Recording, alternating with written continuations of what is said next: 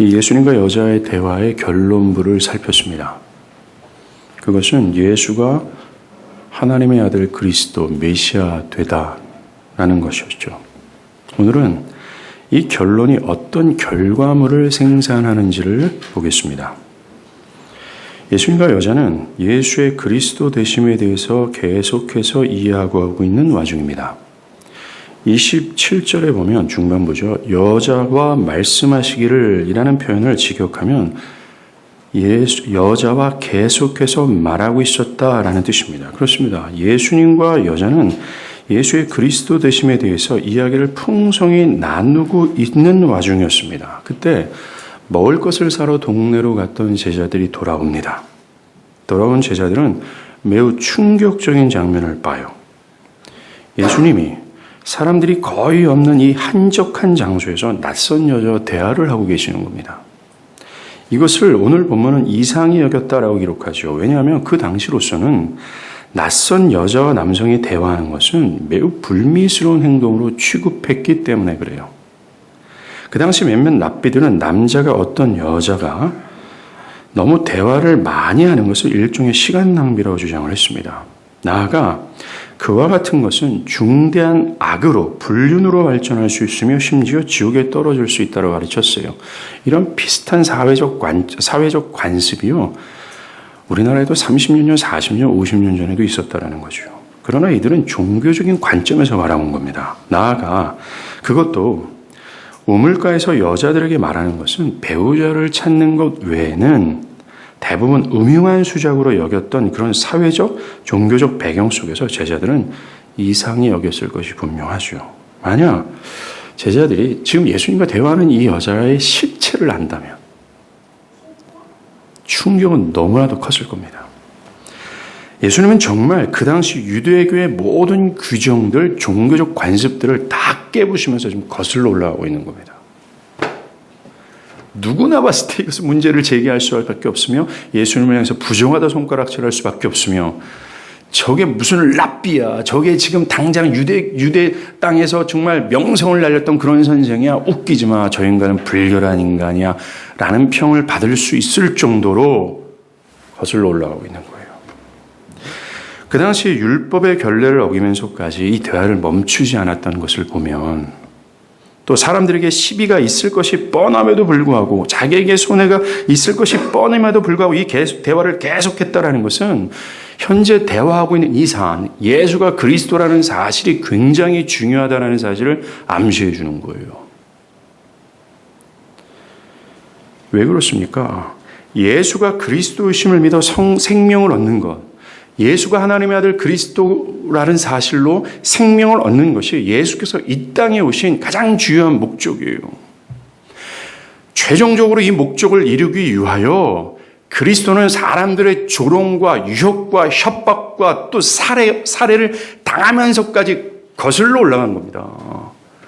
그 당시에 율법학자들과 서기관들이 모두가 다 저거는 정말 폐륜하야 라는 손가락질을 받으면서도 거슬러 온 거예요. 그렇게까지 그 모든 것을 감수하면서까지 주님은 예수가 그리스도이심을 밝히길 원했어요. 그리고 예수가 이 대화가 굉장히 중요했던 이유는 이 세상의 모든 인류가 얻어야 될 가장 소중한 생명이 예수가 그리스도이심을 알고 믿는 것이기 때문에 그래요. 사랑하는 여러분, 하나님 아버지와 아들 예수께서 가장 소중하게 여기며 모든 것을 감수하면서까지 성취하시고자 했던 게 이거예요. 예수가 하나님의 아들 그리스도이심을 믿어 생명을 얻게 하는 겁니다.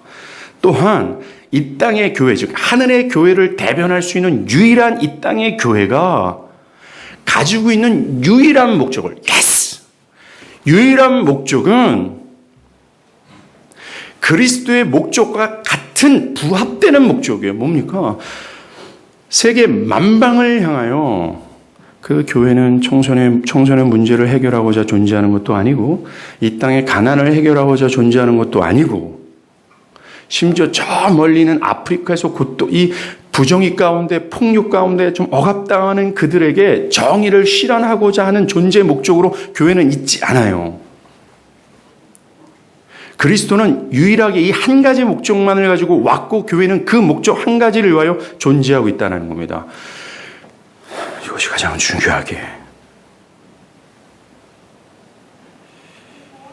사랑하는 여러분, 우리가 그리스도께서 이 땅에 오신 목적을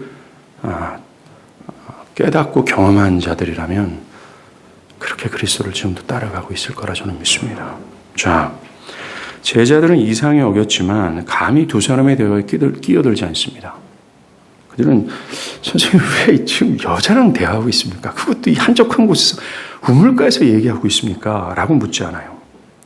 속으로는 그렇게 묻고 싶었지만 하지 않았다라는 겁니다. 오늘 본문 얘기는. 사실 이 상황은 제자들이 스승이신 예수께 의구심을 품거나 문제 제기를 강력하게 할 수도 있는 상황입니다. 그런데 그들은 침묵해요. 여러분, 그 당시의 문화적 관습과 종교적인 어떤 율례를 우리가 제대로 알고 그 안경으로 지금 제자들처럼 예수를 바라보고 있다면 사실 웬만한 유대인들은 예수를 떠났을 겁니다. 그럴 정도로 이 사안은 중요했었어요. 그런데 그들은 침묵해요. 왜 그랬을까요? 괜히 문제를 제기했다가 예수님이 난처해질까 봐서일까요? 예수님 왜 이 낯선 여자랑 지금 여기서 대화하고 있습니까? 하면 아유 부끄럽다 야 이렇게 하실까 봐 침묵했을까요? 아닙니다. 이들은 예수님의 판단과 행위가 자신들의 견해로서는 동의하기 어렵더라도 예수에 대한 존경심으로 말미암아 자신들의 견해를 부정한 거예요. 예수님이라면 나름대로의 뜻이 있겠지라고 말이죠. 그 당시 종교적, 사회적 풍토를 거스르고 있던 예수님이었지만 제자들은 예수님을 확실히 신뢰했어요. 이 신뢰로 인해 그들은 자신들의 견해를 녹인 겁니다. 이것이 지금도 그리스도를 따르는 참된 제자들의 모습이라는 걸 아십니까? 우리가 신앙을 시작한 이후에 오늘 제자들처럼요. 기독교 신앙이 지금까지 내가 가지고 있는 어떤 견해가 있어요. 가치 기준과 다를 때를 만나게 됩니다. 사실 여러분들이 진지하게 신앙을 하게 되잖아요. 즉, 이 숨겨진 하나님의 말씀의 의미를 제대로 깨닫고 그 하나님이 요구하시는 명령에 따라 실제적으로 살아간다면 여러분들은 이 세상의 모든 요소들이 하나님과 충돌하고 있고 그것을 거슬러야 된다는 것을 느끼게 될 거예요. 안 따르니까 못 느끼는 거죠. 또 지금 세상의 정신과 충돌할 때를 만나게 됩니다. 그때 참된 신자라면 오늘 제자들과 같은 입장을 취합니다. 그들은 주님을 사랑하고 신뢰함으로 나의 지금까지의 어떤 그들이 대충 한 40을 살았다 보면 40년 동안 유대교라고 하는 인간 역사에서 가장 종교성이 강한 종교에 몸을 담고 있었단 말입니다. 그리고 그들의 사회적 관습이랑 곧 종교적 관습과도 마찬가지였어요. 그들의 모든 문화에는 다 종교였습니다. 그렇게 뿌리 깊이 박혀있던 자신들의 견해를 그들이 하나님 앞에 예수 그리스도 앞에서 왁스처럼 녹여냈던 것처럼 우리의 그 얄팍한 지식과 얄팍한 견해들을 그리스도 앞에 다 부정하는 거예요. 우리가 그리스도를 따르는 것은 믿음으로 그를 사랑하는 마음으로 변화됐기 때문에 그래요. 억지로나 부담감이 좀 어느 정도 안고 약간은 좀 부담스러운데 약간 누가 뒷덜미를 딱 잡고 있는데 그럼에도 불구하고 막 드라이브를 걸면서 내 힘과 의지로 주님을 따르는 게 아니에요. 우리는 믿음으로 그를 진짜로 사랑하는 마음으로 변화된 마음이 있기 때문에 따라가는 겁니다. 즉 전인격이 그를 사랑해요. 그리고 그의 모든 명령과 요구가 합당하다는 것을 본능적으로 동의하고 그것에 복종하기를 원하고 그에게 복종하는 것이 가장 기쁨이고 달콤한 것이 되는 거예요. 심지어 죽기까지 따라가는 겁니다. 나의 자녀마저도 내동댕이 치고 마태복음의 13장에 있는 그런 과격하고 레디컬한 하나님의 명령이 내 지금까지 있었던 너저분한 세상적 견해하고는 너무나도 충돌이 되는데 이걸 버리는 겁니다. 기뻐서. 억지가 아니라 자원해서. 하고 싶어서. 그리스도를 따르는 것은 의무감이나 마지못해 하는 것이 아니라 기쁨과 자원으로 하는 이 적극적 자유 안에서 하는 거예요. 율법적인 것이 아니라 복음적인 거라고 얘기를 하는 겁니다. 지금의 시대에서는요, 신앙에 대해서 사람들이 이렇게 생각합니다. 그것이 내 생각하고 맞기 때문에 내가 하는 것이고, 만약 내 생각이 그 뜻과 다르면 나는 따를 이유가 없어요. 지형자매 계속 있어도 돼요. 별로 되게 조용한데 왜 들어가? 우리 아이를 이렇게 너무 울면 들어가는 걸로 이렇게 했습니다. 예배를 같이 하죠. 다시 할게요. 요즘 시대 속에서는 말입니다. 사람들이 기독교 신앙을 이렇게 생각해요. 기독교의 어떤 가르침, 성경의 말씀이 내 생각하고 맞아. 그러면 그걸 따르는 거고, 내 생각과 좀 차이가 있으면 따르지 않는 경향들이 좀 있어요. 이것은 신자의 태도가 결코 아니고 그렇게 하는 것은 신앙이 아닙니다. 우리가 기독교 신앙에 대해서 나는 그것에 동의해, 그리고 나도 그렇다고 여겨 해서 따르는 것이 아니에요. 나의 모든 견해와 생각과 정신이 틀렸다. 그리고 그분만이 맞다. 라는 변화된 심령 속에서 따르는 겁니다. 그 변화된 심령으로 주의 모든 말씀이 매우 합당하고 확신되어지는 거예요. 이게 기독교 신앙입니다. 우리가 기독교 신앙에 입문하면 진짜로 우리는 나의 모든 견해와 정신과 지금까지 했던 삶의 방향과 모든 추구와 내가 가지고 있는 모든 지식과 삶의 모든 경험들이 모든 것이 틀렸다라고 느껴집니다. 그리고 그분만이 합당하다고 느끼는 거죠. 이것이 기독교 신앙입니다. 여러분들은 이 율법적 신앙에서 복음적 신앙으로 변화가 됐습니까? 지금까지 여러분이 추구했던 어떤 가치 기준, 여러분의 견해와 정신들이 주님의 명령과 딱 충돌이 될 때 기꺼이 그 나의 모든 것을 다 부정하면서 기쁨으로 주님을 따르고 있습니까? 기꺼이 그것이 매우 합당하게 여겨지고 기쁨으로 무엇인가를 버리고 포기하고 단절하면서 주의 명령에 굴복하고 있습니까? 아니면 고집스러운 당나귀처럼 계속해서 나를 주장하고 있지는 않습니까? 자, 예수님이 자신의 그리스도 되심에 대해서 말하고 있을 때입니다. 근데 어떤 일이 발생해요? 예수의 그리스도 되심을 전할 때 나타나는 어떤 결과물이 생산되기 시작합니다. 결론부터 말하자면 그녀가 거듭난 것입니다. 즉 그리스도를 믿어 새 생명을 얻은 거예요. 그렇습니다. 요한복음의 주제인 예수가 하나님의 아들 그리스도이신 것을 믿고 그 결과물이 되는 생명을 얻게 되는 것. 이 요한복음의 목적이 그녀에게 적용이 된 거예요. 언제요? 예수가 그리스도이심을 전할 때 말입니다. 이것은 지금도 동일하게 일어나요. 참된 생명, 아까 제가 언급했던 이 율법적인 사고와 신앙에서 복음적 신앙과 사고의 체계로 변화되는 것. 기뻐 죽겠어서 십자가에 죽기까지 주님을 따라가고 싶어 할 정도의 심령의 변화, 이 그리스도와 연합해서 그리스도의 새 생명을 얻는 이 변화, 이거는 오로지 하나입니다. 예수가 그리스도이심을 알고 그 다음에 그를 믿는 것에 나타난 결과예요. 그렇다면 이 여자가 거듭났는지를 어떻게 알 수 있는가? 우리는 이 여자 안에서 변화가 일어난 것을 통해 알 수 있어요. 오늘 이 변화, 예수가 그리스도를 믿음으로 나타나는 이 변화 중 오늘은 한 가지만 보겠습니다.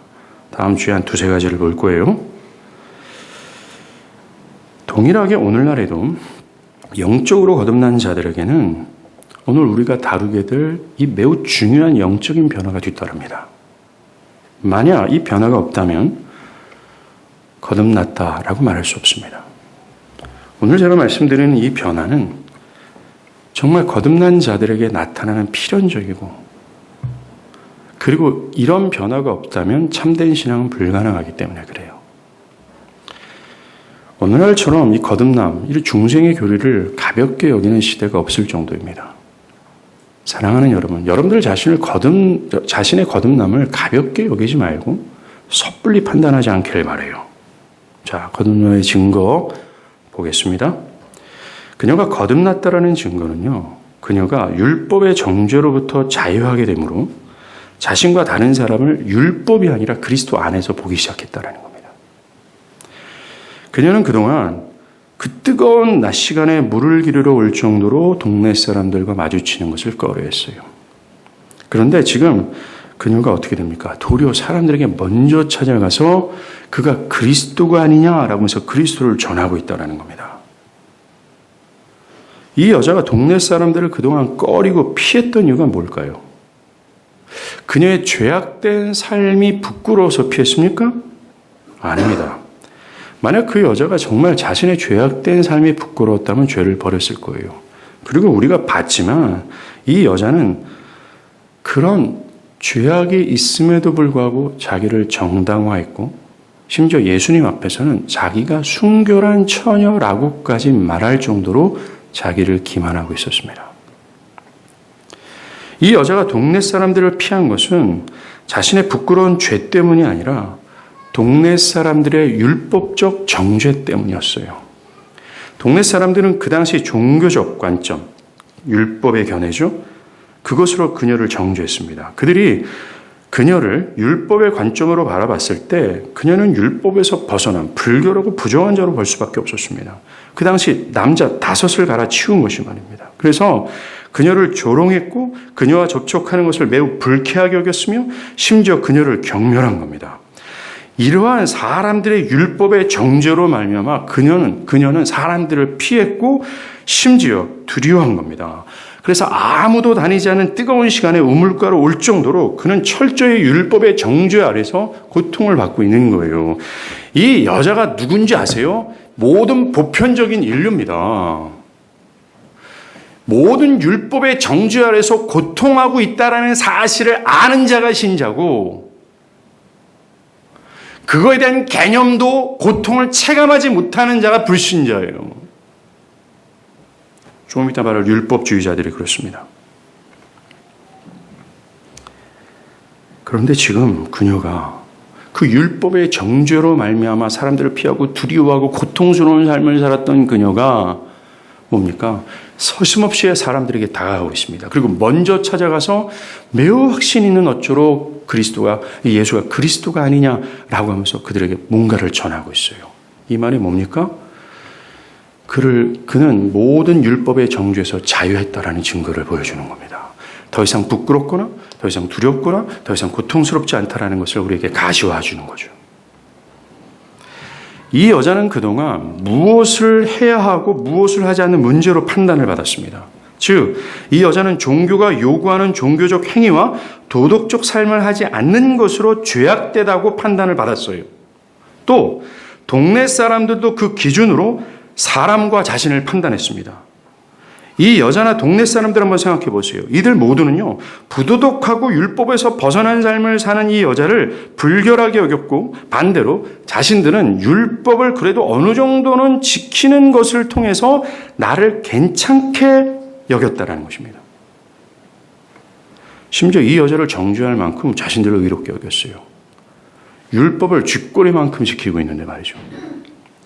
이렇게 율법을 오용하는 율법주의자들은 하나님이 율법을 주신 이유는 각 개인이 그 율법을 마음으로나 행위로나 다 지킬 수 없는 죄인이라는 사실을 깨닫고 하나님의 거저 주시는 은혜를 호소하라는 뜻으로 줬는데 그걸 망각한 겁니다. 즉 하나님께서 율법을 주신 이유는 야 이놈들아 이거 마음으로나 행위뿐만이 아닙니다.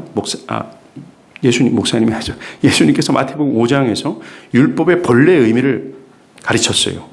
너희는 행위로만 율법을 지키는 걸로 생각하지 아니야. 하나님은 마음까지 요구하고 있어. 즉 여자를 보고 음흉한 마음을 품으면 그게 가능한 거야 라고 얘기하고 있어요.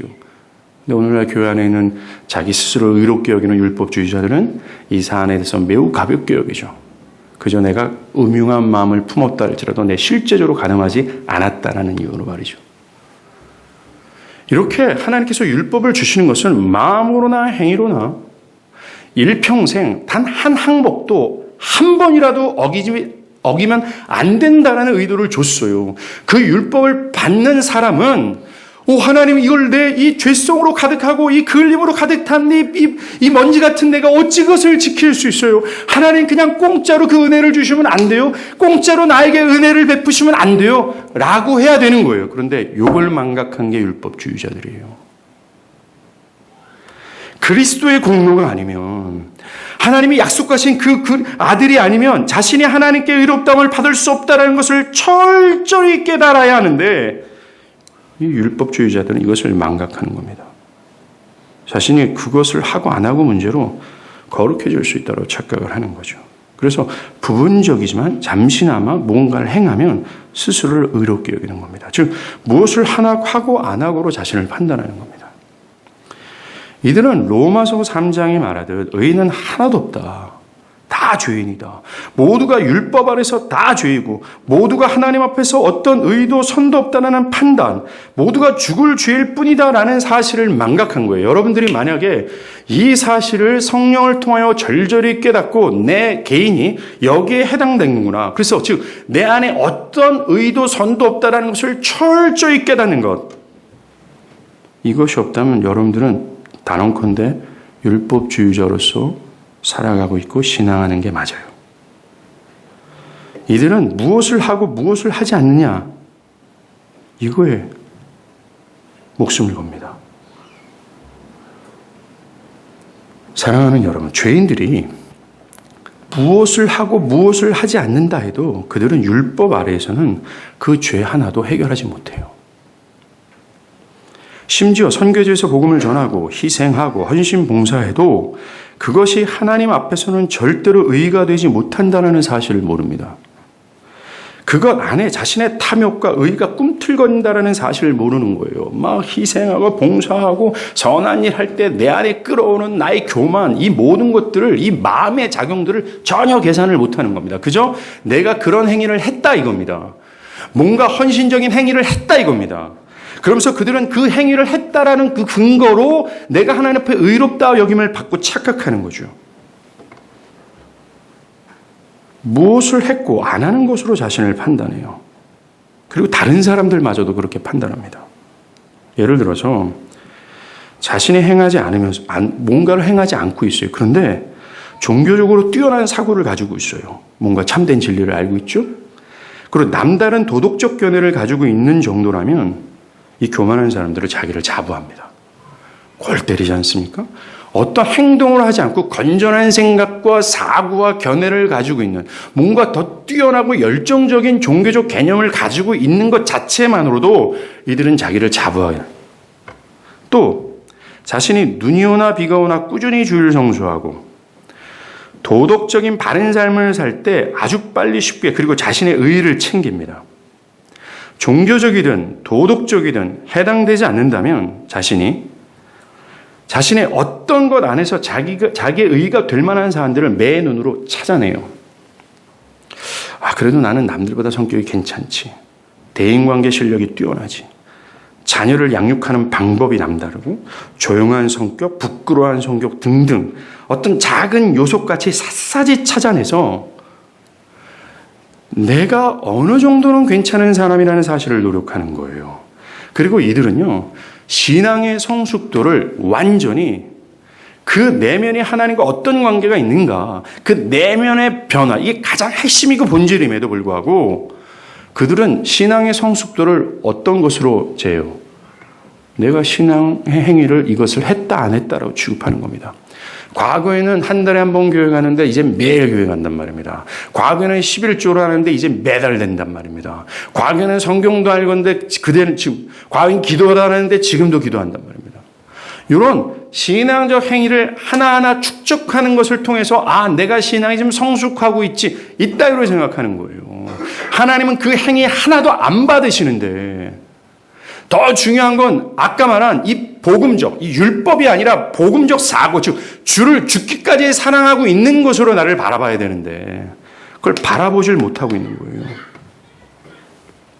그리고 또 이게 문제입니다. 다른 사람들이 조금의 부도덕함이나 자신의 견해에 어긋난 어떤 행동들을 한다면 그들을 굉장히 업신여겨요. 다른 사람을 정죄하는 것은요, 또 다른 자기의 표출이라는 걸 아십니까? 이거 굉장히 역겨운 행동입니다. 근데요, 율법주의자들은 이런 말을 되게 좋아합니다. 왜냐하면 자기가 정죄받는 것을 싫어하기 때문에 그래요. 이들은 철저히 무엇을 하고 무엇을 안 하고로 자신과 다른 사람을 판단하는 거예요. 예배를 참여했다, 안 했다, 정직하다, 안 한다, 세상의 문화를 접한다, 안 접한다. 이들은 그 내면이 하나님을 향했는가 그렇지 않는가로 따지는 것이 아니라 다 표면적인 행동으로 했는가 안 했는가가 중요한 겁니다. 그들의 시금석은 성경이 아니에요. 자신의 경험 세계에서 형성된 어설픈 자기견의 자기 기준입니다. 여러분들, 이것이 율법주의자들이 생각하는 율법이에요. 즉, 율법은 굉장히 아름다운 겁니다. 우리가 십계명을 한 15주 동안 다뤘잖아요. 20주 동안. 율법은 상당히 아름다운 겁니다. 그 율법에 숨겨진 그 뜻은 너무나 영광스러운데 그 숨겨진 뜻과 의미를 전혀 제껴버리고 그들은 종교적인 틀 안에서 자라오면서 형성된 어떤 자기견에, 아까 말한 이 율법주의가 견고하게 세워지는 거예요. 그런데 우리가 교회를 다니면서 형성되는 게 율법주의입니다. 여러분들이, 이게 교만의 뿌리거든요. 교만의 원인을 줘요. 여러분들이 계속해서 싸우고 분투하고 목숨 걸어야 될 사안이 율법주의예요. 가만 냅뒀다가는요, 무성한 수풀을 릅니다. 열매 없는. 예수님이 무화과 나무 옆에 숲이 무성할 때 이게 너희들이야 라고 얘기했잖아요. 열매는 하나 없고 수풀만 무성해요. 종교적인 행위와 종교적인 어떤 사고로만, 종교적인 말투, 대화를 하면 뭐 성경이 줄줄 나와요, 막. 성경의 뜻을 헤아리지도 못하고 적용도 못한 사람들이 말이죠. 그래서 율법주의자들은요, 교회 안에도 교회 바깥에도 있어요. 결국 이들은 율법의 정죄 아래로 자신을 끌고 내려가고 있습니다. 바울은 갈라디아서 3장 10절에 무릇 율법 행위에 속한 자들은 저주 아래 있나니 기록된 바 누구든지 율법책에 기록된 대로 모든 일을 항상 행하지 아니하는 자는 저주 아래 있는 자라 하였음이라 라고 얘기해요. 즉 바울은 무엇을 하고 무엇을 안 하는 것으로 나와 다른 사람을 판단하고 있는 사람들은 율법 행위에 속한 사람이라고 얘기해요. 율법 아래로 자신을 끌고 내려가는 셈이라는 겁니다. 율법은 무엇을 하고 무엇을 안 하고로 그를 판단한단 말입니다. 그런데 그들 스스로가 그 율법 아래로 자신을 끌고 내려가고 있는 겁니다. 그래서 그들은 율법의 판단을 받게 돼요. 율법이 요구하는 게 뭐예요? 아까 말한 것처럼 율법의 요구는 평생 하나님이 명령하신 것을 마음으로나 행위로나 빠짐없이 단 한 번도 어기지 않고 살아가야 돼요. 만약 그렇지 않을 경우에 모두가 다 불법자로 취급받으며 지옥 간다라고 얘기하는 겁니다. 내가 100년 사는데 59세 때에 12시에 한 번 거짓말했단 말입니다. 남들은 이 인간 거짓말 안 하는 자, 이 인간 정말 법 없어도 살 사람이야, 정말 의인이야라고 취급을 해도 하나님은 단 한 번 율법을 어긴 자로서는 어떻게, 율법 아래서는 어떻게, 그는 지옥 갈 수밖에 없는 겁니다. 이것이 율법이 주는 저주예요. 그런데 바울은 그리스도를 믿는 믿음으로 말미암아 은혜를 저버리고 이렇게 율법의 행위로 자신과 남을 판단하는 사람은 스스로가 율법의 저주 아래로 끌고 내려간다고요. 여러분들 율법 아래 있고 싶어요? 그 율법의 끔찍한 저주 아래 있고 싶습니까? 일단 불가능하고, 그래서 사도 바울은 갈라디아에 있어서 율법의 행위로는 의롭다 함을 받을 육체가 없다라고까지 했어요. 왜? 무엇을 하고 안 하고로 나를 판단하고 다른 사람을 판단하냔 말입니다. 내가 좀 뭐 했다고 내가 좀 의롭다 여기고, 교만하기 짝이 없고 좀 울줄거리냔 말입니다. 내가 좀 안 했다고 또 절망하고, 남들을 율법적 관점으로 왜 판단하냐 이거예요. 그 모두가 스스로가 여러분들이 율법의 저주 아래로 끌고 가는 거예요.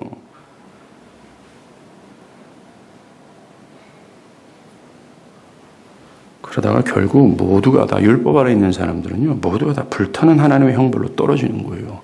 율법 아래 있지 말고 오늘 설교 결론은 그리스도 아래로 가야 돼요.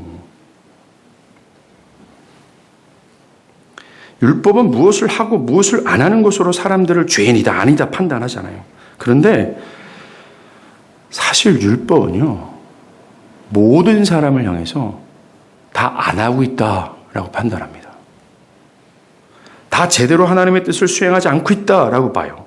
심지어 참되게 믿고 참된 신앙을 위해 죽을 힘을 다해 분투하는 사람들을 향해서도 율법은 철저히 그들도 아니야 라고 말해요. 그들도 죄인이야 라고 소리쳐요. 어떤 인간이든 율법의 요구를 충족시키지 못하는 죄인이라는 겁니다. 그래서 바울은 아까 말한 것처럼 율법의 행위로는 즉 무엇을 하고 무엇을 안 하고의 문제로 따지는 사람들, 자기의 행위를 근거로 자기를 판단하는 것, 어떤 행위의 근거로 다른 사람을 판단하는 사람들, 이 모든 사람들은 의롭다함을 받지 못한다라고 얘기하는 겁니다. 그런데 왜 자꾸 자신도 똑바로 하지 않으면서 자신도 율법 앞에서는 정말 행악자요, 죄인이요, 하나님께 버려질 자격 없는 자라고 성경은 선언하는데 자기가 잘하는 율법 근거로 해서도요. 근데 왜 감히 누구를 정죄합니까? 누구를 판단합니까? 그리고 감히 나를 어떻게 의롭다, 나를 어떻게 선하다 판단할 수 있겠어요? 파렴치한입니다. 율법의 정죄 아래 있는 자들은요, 이걸 몰라요. 그래서 여전히 무엇을 하고 무엇을 안 하고로 나를 판단하고 자는 사람은 기독교 신앙을 접근하는 겁니다. 복음의 핵심인 그리스도의 구원의 의미를 제대로 깨닫지 못하는 겁니다. 참된 구원에 대한 열망도 없었던 사람들이에요. 여러분들 지금 가만히 보세요. 무엇을 하면 나름대로 괜찮다라고 여기는 이 사람들이 구원자를 찾겠습니까? 줄 성수하고 있고 심지어 헌금도 돈도 내고 있고 교회에서 어느 정도 봉사도 하고 있단 말입니다. 도덕적인 삶을 다 챙겨가고 있는데 이들이 내가 하나님 앞에서 죽을 죄인이며 율법 앞에서는 행악자라서 절망과 슬픔과 두려움 속에서 주여 나를 좀 구원해 주세요 라고 하겠어요?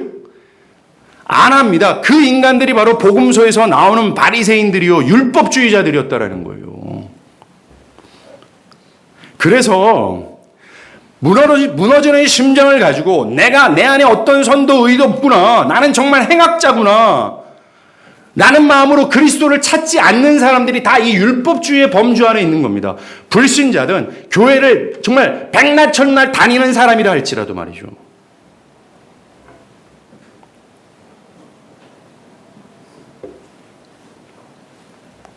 그들은 이 그리스도의 십자가의 의미를 몰라요. 그 엄청난 은혜의 전율도 안 합니다. 그냥 어릴 적부터 교회에서 컸어요. 종교적인 습관은 뿌리 깊이 박혀져 있어요. 그래서 종교적인 행위나 도덕적인 문제는 정말 틀린 게 하나도 없습니다. 이게 오늘날 우리의 문제예요. 이게 오늘날 우리 문제라는 겁니다. 그래서 그런 종교적, 오래전부터 그냥 율법주의적 신앙적 사고, 율법주의적 신앙적 행위와 도덕적인 삶을 살아간 결과로 다 나 유일하고 생각하는 겁니다.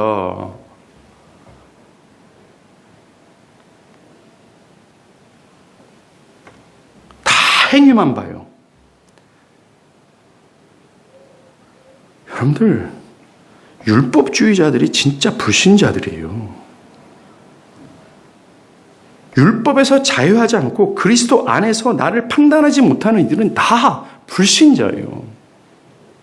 지금 여러분들 객관적으로 보십시오. 지금 예수님께 예배에 대해서 묻고 영원한 우물에 대해서 대화를 나눈 이 여자가 종교를 가지고 있어요, 안 가지고 있어요? 이 여자를 판단하는 이 수가성 동네 사람들은 종교를 가지고 있어요, 안 갖고 있어요? 근데 불신자지 않습니까? 율법주의 안에 있는 모든 사람들은 교회를 연락에 다니고 있어도 현재는 불신자예요. 그런데 모든 세상에 율법주의가 있기 때문에 그런 율법주의, 세상적 관점으로는 그들이 가장 뛰어난 종교인처럼 보일 수도 있다는 것입니다. 속지 마세요. 나 자신이나 다른 사람들이나. 이들은 현재 내가 영적으로 과연 하나님과 어떤 관계가 있는지, 정말 내가 내 마음과 뜻과 정성을 내서 하나님을 사랑하고 있는지에 대한 진실성을 몰라요. 다 행위만 합니다. 예배를 한다 안 한다. 가정에서 성경을 본다 안 한다. 기도를 한다 안 한다. 정말 어느 교인집에 저는 이제 교인집에 방문하는 경우가 있죠. 있는데 어떤 교인집에 가면 막 성경이 딱 들어가면 TV가 있어야 될 장소에 성경 큰 게 딱 펼쳐져 있습니다. 근데 저는 그때 막 두려워요. 그리고 막 성화 쫙 이 집에 주의 축복이 있으라. 그리고 막 경건이 뚝뚝뚝 떨어집니다. 대체적으로 저희 가정을 방문하면 집이 난장판이죠.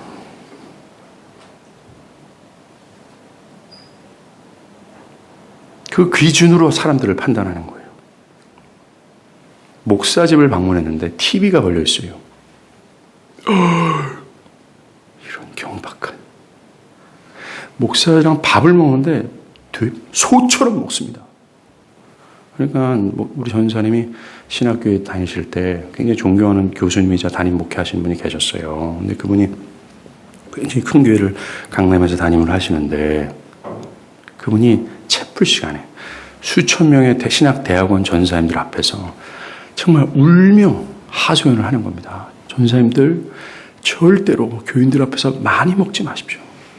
전사님들 교인들하고 뷔페를 갔을 때 미리 밥을 먹고 가십시오. 그리고 전사님들 교인들이랑 밥을 먹을 때 절대로 고개를 숙여서 이렇게 허겁지겁 먹지 마십시오. 그 얘기를 왜 했어요? 율법주의자들한테 정죄를 받는 겁니다. 주여, 모두가 다 율법의 저주 아래로 스스로를 끌고 내려가고 모든 사람들을 다 물귀신처럼 자꾸 끌고 내려가고 있는 겁니다. 이렇게 율법으로 나와 다른 사람들을 판단하는 것이야말로 거듭나지 않는 자들의 전형이에요. 이들의 특징이 뭔지 아십니까? 아까도 말한 것처럼 자기의 의를 매 눈으로 막 찾아내요. 그리고 그것만은 절대로 잃어버리지 않습니다. 어떤 자기의 의로운 행동이나 어떤 사고를 한 번쯤 평생에서 한 번 했잖아요. 어떤 종교적인 업적을 한 번 딱 이뤘단 말입니다. 근데 그거를 평생 매달리면서 거기서 자기의 의를 챙겨가고 있는 겁니다. 이들은 어떻게 해서든지 자기를 정당화하는 데는 귀신이에요. 교만하기 짝이 없는 거죠, 한마디로. 반대로 다른 사람들을 정죄하는 데는 매우 치밀합니다. 그것이 사실이 아닐지라도 사실로 만들어버려요. 그게 갈라디아서에서 바울을 공격했던 율법주의자들이었잖아요. 고린도 전후서에서 나오는 거짓 교사들이잖아요. 여러분들 율법주의의 안경은요, 자기와 똑같은 율법주의자가 아니면 다 정죄의 대상이에요. 그래서 제 아내가 그렇게 싫어하는 속담이 있습니다. 모는 모끼리 뭉친다라고 하죠. 정말 그렇습니다. 율법주의자들의 특징은요, 그 율법주의자들과 말이 통하고 그들과 함께 어울리고 그들과 급속도로 친해집니다.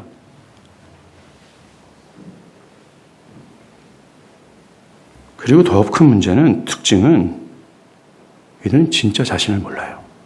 영적 장님이라는 겁니다. 표면적인 것으로만 자기를 판단하고 남을 판단하기 때문에 그래요. 그래서 이들은 어린 아이들에게도 이 율법의 잣대를 들이대서 그것을 하면 좋은 아이, 안 하면 나쁜 아이로 취급하죠. 하나님 앞에서는 모두가 나쁜 아이잖아요. 믿습니까? 하나님 앞에서는 모두가 구원을 받아야 될 아이들이에요.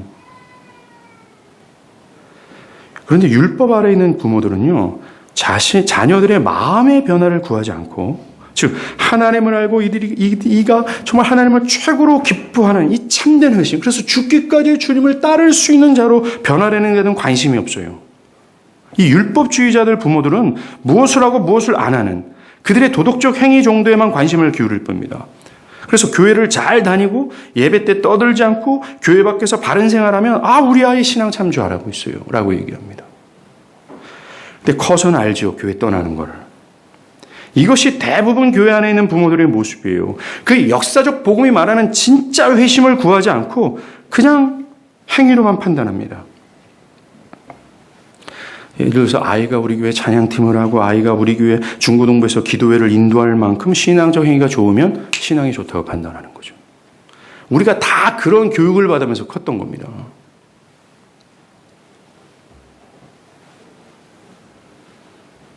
또 교회 안에 있는 형제들에게도 이 율법의 잣대를 들이대요. 그죠? 행위에만 집중하면서. 예를 들어서 교회에 있는 어떤 형제 자매가 종교적 행위가 건전해요.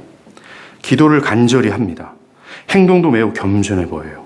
그것이 유선일 수 있는 가능성이 높거든요. 근데 그들은 매우 좋아합니다. 또 사회에서도 도덕적인 삶을 산다고 생각하면 심지어 이 사람이 세상의 여러 문화를 단절하며 살아가는 자라면 TV를 안 봐요. 존 파이퍼 목사님 TV를 안 봅니다. 그럴 때 제가 이 얘기를 하면 청년들이 와 존경해요. 이런 더러운 율법주의자들. 큰 대형 컨퍼런스 때 첫 번째가 존 파이퍼였어요. 근데 자기는 처음에 메가더가 존 파이퍼가 자기는 TV를 안 본다라고 얘기합니다. 어떤 얘기 중에서. 근데 그 다음 시간에 존 메가더 목사님 올라와서 설교하는데 나는 TV를 보는데. 그래서 파이퍼가 또 올라왔어요. 저는 TV를 안 보는 대신 저는 최종 기기에 취해 있습니다. 스마트폰. 그래서 디자인과 미니스트리는요, 굉장히 앞서갑니다. 뭐 디자인이나 이런 것들이. 파이퍼 목사님 그걸 좋아하거든요. 뭐 TV를 이 형제가 안 봐요. 인터넷도 안 해요. 영화도 안 봐요. 5,000원 이상의 식사를 안 합니다. 대학 때 저였습니다, 이게. 5,000원 이상은 먹었는데 제 아내가 먹지 않았어요. 전부 다 율법주의자들이죠. 그렇게 안 하면 좋은 형제, 본받을 자매 형제로 판단하는 겁니다. 사실 율법적으로 보면 본받을 것이 있어요, 없어요? 있어요, 없어요? 있다 그러면 돼요, 안 돼요? 실제적으로 율법의 날카로운 눈으로 보면 본받을 게 없어요. 다 죄인인데. 반대로 그 율법적 견해에서 벗어난 형제 자매라면 부정하다고 판단하는 은근히 업신여깁니다. 자신의 남편과 아내에게도 이런 율법의 잣대를 적용하는 거예요. 그 결과 그 가정은 불화합니다.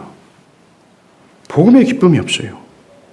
그리고 아주 흔한 것 중 하나가 목회자들에게 이런 율법의 잣대를 적용하는 겁니다. 이것이 갈라디아서 고린도전후에서 고통받던 바울의 모습이에요. 즉 율법 아래 있는 자들은요, 그 목회자가 과연 어떤 말씀을 전하는가, 그 설교가 정말 참된 진리인가, 그 하나님의 진리로 사람들이 좀 변화되고 있는가, 그 말씀으로 사람들이 참된 생명을 얻을 수 있는가에 대한 관심이 별로 없습니다. 특별히 율법주의화된 한국교회의 성도들은 말입니다. 대부분 목회자들을 율법의 잣대로 적용하잖아요. 그 율법은 그 목사님이 정말 청빈한가? 가난하게 살아가는가? 겸손한 성품이 있는가? 물질에 대한 욕심이 없는가? 먹는 것에 관심이 없는가? 이런 것들로 그 목회자를 판단하는 거예요. 다 하고 안 하고의 문제로 사람들을 판단하는 겁니다. 그래서 만약 자신들이 봤을 때 목사님 굉장히 도덕적이에요. 굉장히 청빈해요. 돈이 있음에도 불구하고 굉장히 가난하게 살아요. 32평에 살아가는 게 아니라 반지하에서 조그만 벌레 나오는 그것을 살아가는 거예요. 존경이 솟아 올라가는 겁니다. 율법주의자는 존경이 솟아오르고 또 다른 하나님을 만나는 거예요. 반대로 자신들이 원하는 그 율법의 잣대에서 이 목회자가 벗어나면 어떻게 됩니까? 칼을 집어들죠. 결국 목회자를 신뢰하지 않은 문화가 교회 안에서 팽배해지는 거예요. 말씀을 신뢰하지 않은 데까지 이것이 이뤄간 겁니다. 뭐가요? 율법주의. 결국 율법주의가 교회를 분열시키고 분쟁시키고, 그리고 율법주의가 다른 사람을 미워하고 판단하고 사랑치 않는 것이 되는 거예요. 좀 더 아까 배울 거지만 이 율법주의가 교회까지 파괴할 뿐만 아니라 이 율법주의가 그리스도의 십자가까지도 무력화시키는 겁니다. 오늘 각오하세요. 좀 더 길어집니다, 설교가. 갈라디아에서 바울은 이런 율법적 사고와 견해가 매우 혐오스러울 정도의 죄악이라고 얘기하고 있어요. 갈라디아서를 가만히 읽어보면요, 바울은 다른 어떤 어떤 죄악보다 이 율법주의가 죄악이라고 얘기하고 있어요. 이게 왜? 그리스도를 부인하는 거니까. 먼저 그들은 율법이 인도하는 그리스도께 가지 않습니다. 진짜로 율법이 요구하는 거는요. 내가 이 모든 것을 행할 수 없다라는 사실을 깨닫고 그리스도를 향하게 해야 돼요. 근데 그들은 그리스도를 향하지 않습니다. 왜 사람들이 그리스도를 간절히 구하지 않는 이유가 뭔지 아시겠어요? 왜 뭔가 이 역사적 복음 아래서 그들이 깨달았던 그 신앙의 아름다움을 갖추지 못한 이유가 이 율법주의가 뿌리 깊이 있는 거예요. 우리가 평생 싸워야 될 것이 이 율법주의입니다.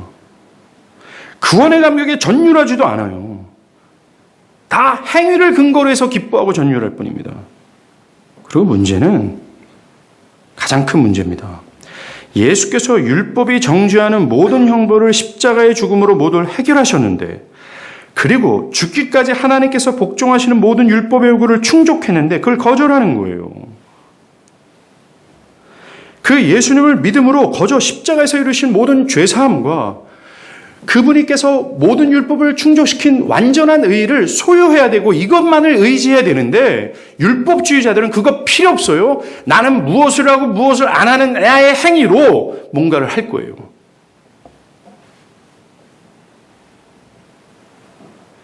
갈라디아서 3장 1절 어리석도다 갈라디아 사람들아, 예수 그리스도께서 십자가에 못 박히신 것이 너희 눈앞에 밝히 보이거늘 누가 너희를 꾀더냐. 아까도 말했지만요, 지금 이 갈라디아에서 보이는 이 유대인들은 유대인 그리스도인들입니다. 자칭 믿는다고 하는 사람들이에요. 그런데 믿고 있다고 하면서 율법에 매여 있다면 그들은 십자가를 무시하고 무력화시키는 자들이라고 말하면서 죄인 중에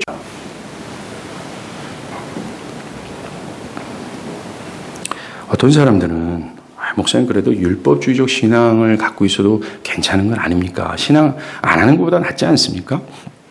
형식적이나마 그냥 예배 들락거리고 형식적으로나마 좀 이렇게 헌금 좀 드리고 형식적으로나마 교회 봉사해도 그래도 다행 아닙니까?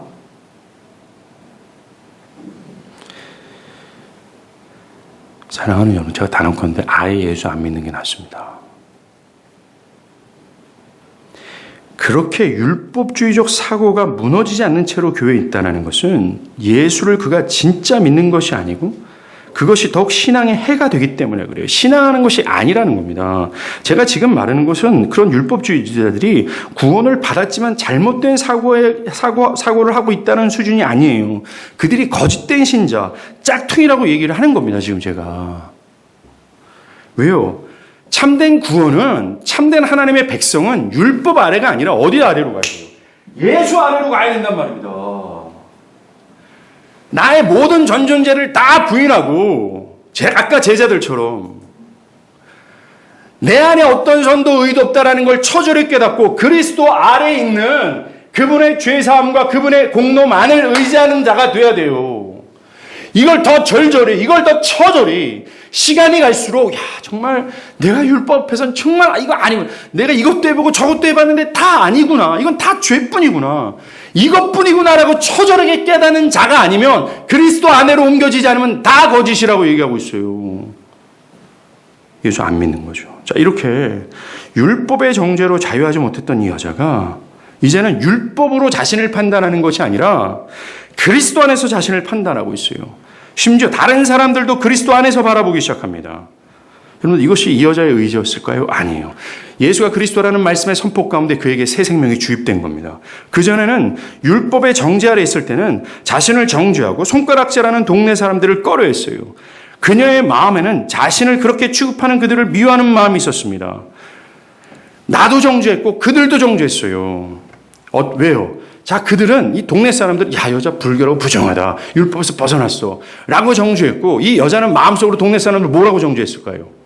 이런 사랑도 없는 이 가짜들. 서로 정죄하고 난립니다. 율법주의가. 그런데 이제는 서슴없이 가는 거예요. 즉, 여자는 지금까지의 정죄감, 죄책감이 완전히 자유한 겁니다. 그들에게 자기가 만난 가장 소중한 걸 전달하고 싶을 정도로 그들을 사랑하기 시작하는 거예요. 이제는 무엇을 하고 안 하고의 문제로 자기를 판단하지 않아요. 율법이 정죄하는 자신을 자신으로 여기지 않습니다. 그전에는 율법이 부정하고 불결하다고 여긴 것을 자기로 여기지 않아요. 이제는 자신을 그리스도의 공로 안에 있는 자로 판단합니다. 즉 그리스도의 공로 안에 있는 자로서 하나님께서 믿음으로 전가된 그리스도의 효사함과 의를 가지고 있는 그를 어떻게 판단해요? 의롭다. 온 우주에서 가장 사랑스럽다. 온 우주에서 가장 완전하다. 평가하는 자로 자기를 판단하기 시작하는 겁니다. 이 여자는 자신과 같은 부정한 자를 위해 율법을 거스르면서까지 찾아오신 주님, 자신의 메시아 되심을 계시하신 예수를 믿은 거예요.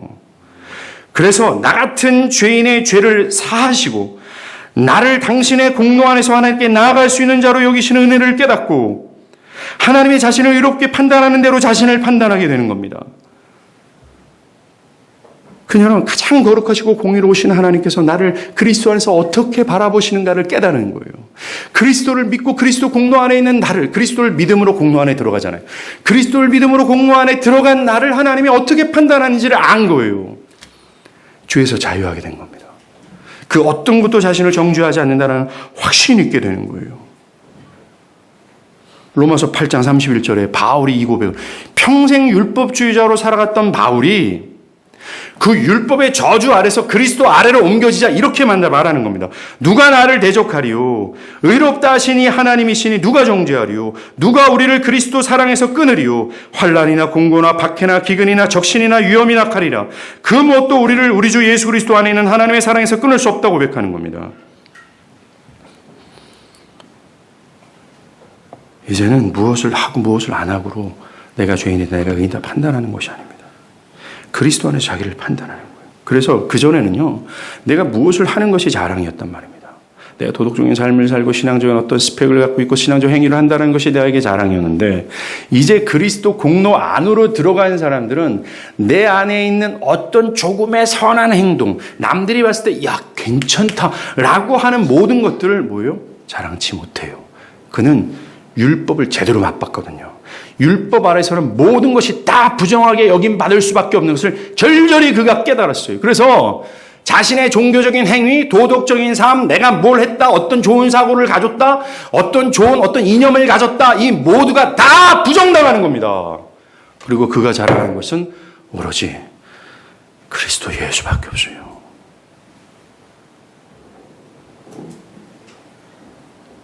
다른 시각, 다른 가치 판단이 되어버린 겁니다.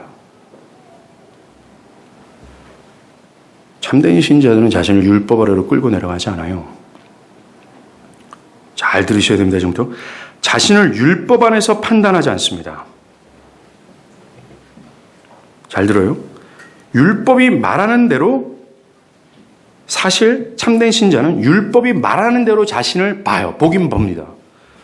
그렇다. 율법아, 너가 말하는 것처럼 나는 죄인 중에 괴수다. 내가 아무리 열렬히 종교활동을 하고 있고 헌신하고 있고 거룩하고 도덕적이고 남들이 다 나를 바울처럼 인정해도 나는 한다. 나는 율법 앞에서 여전히 죽어마땅한 죄인이라는 것을 말이다. 나에게는 어떤 선도 없다. 아무리 내가 노력하고 이걸 하고 이걸 안 해도 나는 다 거짓이다 라고 고백합니다. 하지만 이게 중요해요. 이들은, 참된 신자는, 그러나 나는 그리스도의 공로 안에서 결코 정죄함을 받지 않는다. 나는 그리스도 안에서 주어지는 새 생명으로 말미암아 사랑하는 자들이다. 자신을 그리스도 공로 안에서 자신을 판단하는 거예요. 그리고 이들은요, 여자가 동네 사람들이 그리스도 안에서 봤잖아요.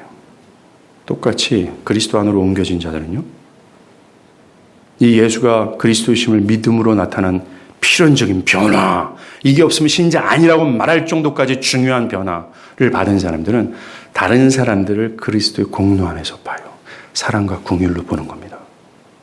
정말 율법의 마침이 사랑이라는 것이요, 실제적으로 성취가 되는 거예요. 하나님을 사랑하고 이웃을 사랑하는 것으로 변화가 되는 겁니다. 그전에는 그래서 의무감으로 그리스도를 따르는 것이 억지스럽고 부담스러웠는데, 그렇게 억지스럽고 부담스러울 때마다 못 시키면 짜증나고 불쾌했는데, 그런데 이제는 그리스도를 믿음으로 그리스도 아래로 들어간 사람들은 하나님을 사랑하게 자원하는 마음이 되는 거예요. 죽기까지. 진짜 사랑이 성취되는 겁니다. 하나님을 향한 사랑이. 그렇다고 그리스도 공로 안에 있는 사람들이 자기를 본다고 해서 방종주의로 빠지는 것이 아닙니다. 그저 하나님 날 어렵다 여기잖아. 누가 나를 정죄해? 이렇게 자기를 판단하지 않아요. 자신의 죄를 방관하거나 하나님의 말씀을 우습게 여기지 않습니다. 그전에는 율법은 마지 못해 의무가물하지만 사랑하는 자원하는 심령을 만들어내잖아요. 이 여자 보세요. 누가 시키지 않았는데 자원하는 마음으로 동네 가서 예수가 그리스도라고 전하지 않습니까? 그렇게 미워했던 사람들에게만 결코 그리스도 안에 있는 사람들을 그리스도 안에서 자기를 본다고 해서 방종주의에 빠지는 것이 아니라 그는 그 전보다 더 적극적인 자유 안에서 자원하는 마음으로 이 그리스도를 위한다면 내가 죽어도 좋겠다. 내 자녀, 내 명성, 세상의 프로젝트, 내 모든 미래를 다 내 동댕이 쳐도 다 쳐도 죽기까지 주님을 따라가도 좋겠다. 라고 하는 진짜 사랑이 되는 거예요. 방종주의가 아니라 그 전보다 더 열렬히 주님을 진짜 사랑하게 되는 겁니다. 기쁨으로 말이죠. 그리고 누구나 다 그렇게 느껴요. 율법주의자들은 못 느끼지만 그리스도 안에 있는 한 형제들, 자매들은 그렇게 느껴요. 동기가 달라지는 겁니다. 정말 하나님의 하나님 되심 때문에 그리스도의 구속의 은혜를 진짜 깨달아서 주를 사랑해서 따라가는데 율법주의자는 그게 아니라는 거예요. 그래서 한계가 없는 신앙생활을 하는 겁니다. 여기까지 주님, 이게 없어지는 거죠.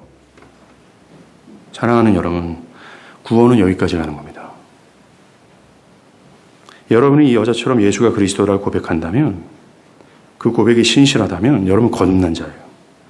그리고 이 거듭남의 결과물을 낼 겁니다. 바로 율법에서 복음으로 바뀌는 거예요. 복음화되는 겁니다. 복음화되는 것이 교회를 또박또박 나가고 헌금 따박따박 내고 교회 봉사 어느 정도 하고 단기 선교 1년에 한 번씩 가는 이런 종교적 행위의 스펙이 더 올라가는 것이 복음화가 아니라 이게 바뀌는 거예요.